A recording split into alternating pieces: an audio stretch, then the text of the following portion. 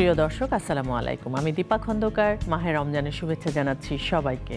Topper kitchenware মজার রান্নার আজকের এপিসোডটি আপনারা দেখতে পাচ্ছেন দীপ্ত টেলিভিশনে এবং দীপ্ত টেলিভিশনের নিজস্ব ফেসবুক পেজ এবং ইউটিউবে।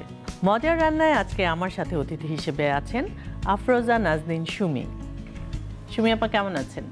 আমি ভালো আছি আপা, আপনি কেমন আছেন? আমি তো খুবই ভালো আছি, কারণ হচ্ছে মজার মজার রেসিপি শিখছি এবং ইফতারে এক একটা মজার মজার রেসিপি করতে পারি। বাড়িতে ট্রাই করছেন তো? হ্যাঁ হ্যাঁ।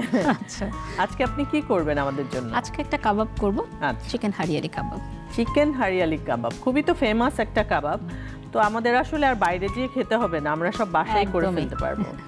তাহলে কি কি লাগছে সেটা যদি আপনি আমাদের দর্শকদের জন্য জানিয়ে দেন। ঠিক আছে, চিকেন লাগছে, তো আমি এখানে ব্রেস্ট পিস নিয়েছি, সাথে টমেটো কেচাপ, একটু ওয়েস্টার সস, মরিচ গুঁড়ো, রসুন বাটা, আদা বাটা।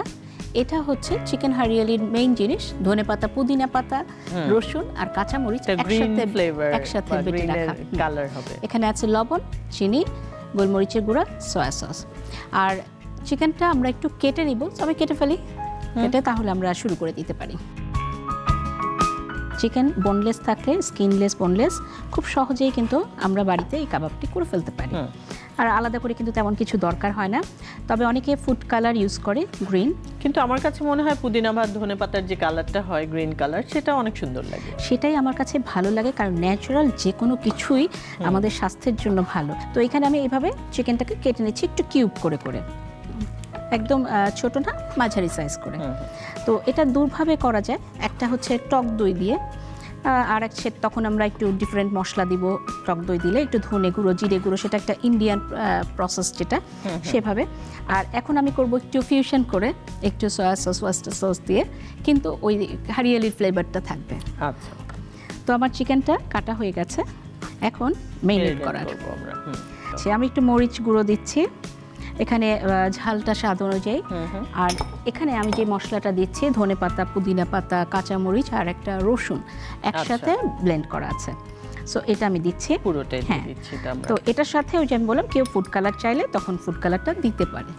আমি এখানে আদা বাটা দিচ্ছি, যদিও রসুন আমার ধনে পাতা, পুদিনা পাতার সাথে আছে, আমি তারপরও অল্প দিয়ে দিচ্ছি। একটু লবণ দিব স্বাদ অনুযায়ী, আর একটু লবণ, মানে এই টেস্টটাকে ব্যালেন্স করার জন্য খাবারে আমি একটু চিনি দিলাম, খুব অল্প। যে কোনো কিছুতে একটু যদি চিনি দেওয়া হয়, একটু মনে হয় আমার কাছে টেস্টটা একটু ব্যালেন্স হয়। এখানে আমি একটু গোলমরিচের গুঁড়োও দিচ্ছি, এটা অপশনাল, কেউ চাইলে দিবে, কেউ চাইলে না দিবে, কিন্তু আমার ভালো লাগে। গোলমরিচের যে ফ্লেভারটা আসে সেটা আসলে খুবই ভালো লাগে, আমি তো খুবই পছন্দ করি গোলমরিচ। এটাই হচ্ছে আমার ফিউশনটা। আমি এখানে একটু সয়া সস দিচ্ছি, কারণ আমরা যেহেতু এখনই চটজলদি ভাজবো, সয়া সসটা থাকলে যেটা হয়, চিকেনটা তাড়াতাড়ি সেদ্ধ হবে। এখানে একটু ওয়েস্টার সস দিয়ে দিচ্ছি, আর আমি দিয়ে দিচ্ছি টমেটো সস। টমেটো সসটা ধনে পাতা, পুদিনা পাতার সাথে খেতে কিন্তু খুব ভালো লাগে। সো আমাদের মশলা সব দেয়া শেষ। এখন আমি একটু লেবুর রস দিব। লেবুর রসটা চিকেনের স্বাদটাকে বাড়িয়ে দেয় এবং চিকেনটাকে সফট করে। জাস্ট এখন মাখিয়ে নিলেই হবে। এখানে আমি হাত লাগাবো একটু পরে, কারণ আমাকে স্টিকে গাঁথতে হবে। তো আমি এখানে ভালো করে মেখে নিচ্ছি। এখানে আমরা যেহেতু কালার ইউজ করিনি, এখানে কিন্তু গ্রিন একদম রংটা আসবে না, কিন্তু আমরা যখন হোটেল রেস্টুরেন্টে খেতে যাই তখন আমরা দেখি কিন্তু হারিয়ালি কাবাব মানে একদম গ্রিন। তো এখানে একটু আমি তেল দিয়ে দিব। আসলে হার্ব ব্যবহার করার মানে এটাই অন্যরকম সুবিধাটা, মানে হার্ব থেকে তো আমরা অনেক রকম অনেক কিছু পাই, আমাদের শরীরের জন্য অনেক হার্বগুলো অনেক ভালো। এখানে আমি কিছু যে শাসলিকের স্টিকটা পানিতে ভিজিয়ে রেখেছি। পানিতে ভিজিয়ে রাখলে যেটা হয়, খুব সহজে খুলে আসে, মানে যখন আমরা কাবাবটা ভাজবো, খাবো, তখন দেখবেন জাস্ট একটা স্টিক এটা টান দিলে খুব সুন্দর চিকেনটা খুলে আসছে। সো এখন আমি একটা একটা করে চিকেন গেঁথে নিব। আপনি যদি চুলাটা জ্বালিয়ে দেন, একটু চেপে চেপে গাঁথতে হবে। এখন অনেকেই আমি দেখেছি রাস্তায় বের হলে দেখা যায় যে নানা রকম কাবাব, আগে ছিল শুধু পুরনো ঢাকায়, এখন কিন্তু সব জায়গাতে ভরা থাকে। ননস্টিক প্যানটা গরম হয়ে গেছে, টাপারের প্যানগুলো আসলে গরম হতে খুব একটা বেশি সময় লাগে না। খুব অল্প তেল দিয়ে দিতে পারেন। এটাও তো আমরা মোটামুটি শ্যালো ফ্রাই করব। শ্যালো ফ্রাই, হ্যাঁ। আর সব কিছু ম্যারিনেট করে রাখতে হয় আধা ঘন্টা কমপক্ষে, না হলে 1 ঘন্টা। আমরা চিকেনগুলো ভেজে ফেলি। একটু ঢেকে দিতে পারি। ঢেকে দিলে যেটা হবে যে তেলের ছিটাটা কম হবে, চিকেনটা তাড়াতাড়ি সেদ্ধ হয়ে যাবে। চিকেনটা আমাদের দেওয়ার পরে একটু পরে উল্টে দিতে হবে। সো আমরা দেখি কি অবস্থা। তারপরে কিন্তু খুব তাড়াতাড়ি গরম হওয়ার কারণে খুব অল্প সময় কিন্তু আমরা করতে পারি। দ্রুত হয়ে যায় এবং কালারটা একটু হয়ে যাবে এবং চিকেন হতে তো খুব বেশি সময় লাগবে না, কারণ মেরিনেট করা থাকলে খুব চটজলদি কিন্তু বাড়িতে করে ফেলতে পারবে। একদম প্রথমে দেওয়ার সময় যদি জোরে জাল থাকে তাহলে হয় কি পুড়ে যেতে পারে, বাইরেটা পুড়ে যাবে, তখন ভেতরে কিন্তু সেদ্ধ হবে না। তো প্রথমে এই জন্য মাঝারি আঁচে রাখবো, রেখে চিকেনটা দুটো পাশে একটু হয়ে যাওয়ার পরে যখন চিকেনটা আমাদের সেদ্ধ হয়ে যাবে তখন আমরা একটু জালটা বাড়িয়ে একটু ভাজা ভাজা করে পরিবেশন করব।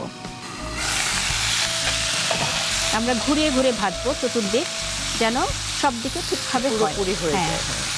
কারণ একটা দিক ভাজলাম আর একটা দিক যদি না নাড়লাম, উল্টিয়ে না দিলাম, তাহলে কিন্তু পুরোটা রান্না হবে না। দেখা যাবে এক সাইড হয়ে গেছে আর এক সাইড হয়নি। আপা, আমি তো গন্ধে টের পাচ্ছি আমাদের চিকেন একদম ভাজা হয়ে গেছে। দারুণ সুঘ্রাণ এবং একটা পোড়া পোড়া যে কাবাব, হ্যাঁ সেই কাবাবের ফ্লেভারটা কিন্তু আমি পাচ্ছি এখানে। আমি সাবধানে তুলে নিব এবং চুলাটা আমি বন্ধ করে দিয়েছি, তো এটা সরিয়ে রাখি। এখন পরিবেশনের পালা। পরিবেশনের জন্য আমি এরকম একটা ডিশ নিয়ে নিচ্ছি। সো এখানে আমি কিছু ধনে পুদিনা ছড়িয়ে দিচ্ছি, কারণ এটা যেহেতু ধনে পুদিনার একটা ফ্লেভার থাকবে। এখানে আমি 3টা ককটেল গ্লাস নিচ্ছি। সাজানো আসলে যার যার পছন্দ মতো। আমরা যেহেতু এটা সস দিয়ে খাবো, তো আমি একটু সস দিয়ে দিচ্ছি এখানে। এখানে কেউ চাইলে একটা লেয়ার কিন্তু মেয়োনিজ দিয়ে দিতে পারে। সো দুটো ডিপ করে একসাথে মিশিয়ে কিন্তু খেতে পারবে। আর করা হয়ে গেছে যখন, সাবধানে আমি দিয়ে দিব। একটা জুসি একটা ফ্লেভারও আসে, খুব সুন্দর ধনে পুদিনার। তৈরি হয়ে গেল চিকেন হারিয়ালি কাবাব।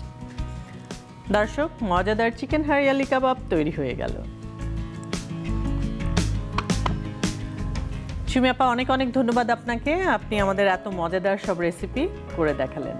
আপনাকে অসংখ্য ধন্যবাদ। আর দীপ্ত টিভিকে আসলে অনেক অনেক অনেক বেশি ধন্যবাদ দিতে চাই, কারণ এই যে মজার রান্নার আয়োজনটা, এটা একটা দারুণ আয়োজন। কারণ ইফতারের আমাদের সমস্ত চিন্তা দূর হয়ে যায় যে কি করব কি না করব। তো সেই জন্য দীপ্ত টিভিকেও ধন্যবাদ, আপনাকেও ধন্যবাদ। Thank you. টপার কিচেনওয়্যার মজার রান্না থেকে আজকে বিদায় নিচ্ছি। আপনারা ভালো থাকবেন, সুস্থ থাকবেন, সুন্দর থাকবেন। দেখা হবে আগামী পর্বে।